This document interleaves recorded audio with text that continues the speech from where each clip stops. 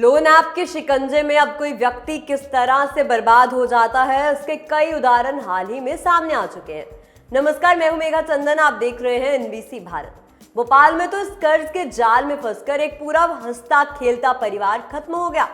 इन सब घटनाओं को लेकर लोन लेने वाले ग्राहकों को राहत देते हुए भारतीय रिजर्व बैंक यानी कि आरबीआई ने लोन का भुगतान करने में होने वाली देरी पर लगाई जाने वाली पेनल्टी को लेकर नई गाइडलाइंस जारी कर दी हैं। जी हाँ, बिल्कुल सही सुन रहे हैं आप। इसके तहत कर्ज चुकाने से चूकने पर ग्राहकों को पेनल्टी नहीं देनी होगी। आइए विस्तार से जानते हैं आरबीआई के दिशा और निर्देशों के बारे में। बैंकों और गैर बैंकिंग वित्तीय कंपनियों यानी कि एनबीएफसी की ओर से रेवेन्यू बढ़ाने के साधन के रूप में दंडात्मक ब्याज यानी कि पेनल इंटरेस्ट का इस्तेमाल करने की लंबे समय से जारी परंपरा से चिंतित भारतीय रिजर्व बैंक आरबीआई ने शुक्रवार को नए नियम जारी करते हुए कहा कि कर्ज भुगतान में चूक के मामले में बैंक केवल उचित दंडात्मक शुल्क यानी कि पेनल चार्ज ही लगा सकेंगे। केंद्रीय बैंक ने लोन खातों पर पेनल्टी लगाए जाने पर भी रोक लगा दी है। वहीं 1 जनवरी 2024 से होंगे नए नियम लागू।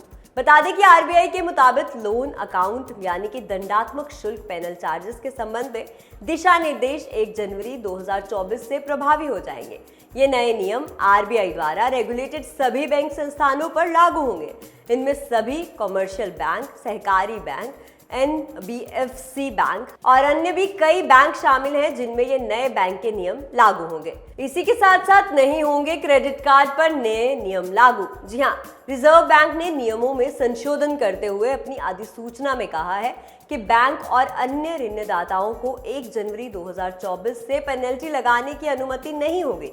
इसमें यह साफ साफ कहा गया है कि लोन लेने वाले की ओर से लोन एग्रीमेंट के नियमों और शर्तों पर अनुपालन नहीं करने पर यदि जुर्माना वसूला जाता है तो उसे अब दंडात्मक शुल्क माना जाएगा और इसे दंडात्मक ब्याज के रूप में नहीं लगाया जाएगा, जो अग्रिमों पर लगाए जाने वाले ब्याज की दर में जोड़ा जाता है। हालांकि ये नए निर्देश क्रेडिट कार्ड और बिजनेस क्रेडिट पर लागू नहीं होंगे।